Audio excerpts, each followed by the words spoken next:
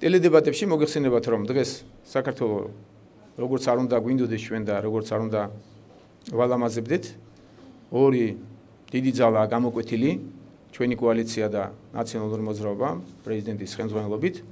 მე დღეს აი ვისარგებლებ შემთხვევით და თქვენ შეკითხვას უპასუხებ, ვიწვევ ტელედებატებში მიხეილ სააკაშვილს ნებისმიერ დროს, ნებისმიერ სიტუაციაში, ნებისმიერი ფორმით. ეს არის ლოგიკური.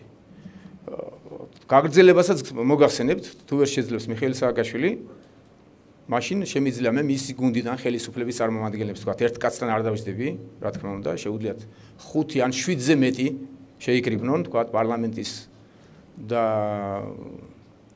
მთავრობის წარმომადგენლები, ჯერ მიხეილ სააკაშვილი, პირველი რაუნდია მიხეილ სააკაშვილი. თუ მიხეილ სააკაშვილი შეძლებს და დასტახდება, ეს არის ყველაზე ეფექტური და ყველაზე სწორი, ასეთ შემთხვევაში მეორე და მესამე ვარიანტები მოიხსნება.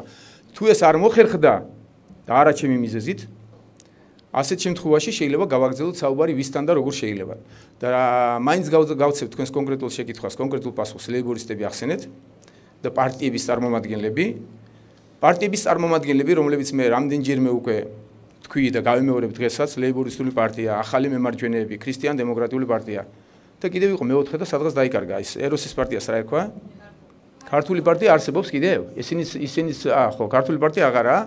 აი ამ სამ პარტიაზე დავბრუნდეთ, ესენი არიან სახელმწიფო პარტიის წარმომადგენლები, მათთან თანამშრომლობენ და ამაზე პირველი დღიდან შემოსვლისა პოლიტიკაში მე განვაცხადე და გავიმეორებ დღესაც, რომ ისინი ხელისუფლებას წარმოადგენენ, ლეიბორისტული იქნება, ქრისტიან-დემოკრატიული თუ მემარჯვენეები, თუ მათ სურვილი აქვს ჩემთან შეხვედრის, მე თანხმობას ვაცხადებ, ერთი პირობით მათ უნდა აღიარონ, რომ ისინი ხელისუფლებას წარმოადგენენ, ასეთ შემთხვევაში მეც და ჩემი კოალიციის წარმომადგენლებიც მათთან დებატებში დაჯდებიან. სრულ ოპოზიციასთან ჩვენ დებატებში არ დავჯდებით და მათ მოსახლეობას არ შევიყვანთ შეცდომაში, რომ ჩვენ ოპოზიციონერებს ვესაუბრებით. თუ ისინი აღიარებენ ის, რაც პრაქტიკულად თელმა საქართველოს მიცის და იტყვიან, რომ წარმოადგენენ ხელისუფლებას, ასეთ შემთხვევაში, რა თქმა უნდა, შესაძლებელია მათთან დებატების გამართვა.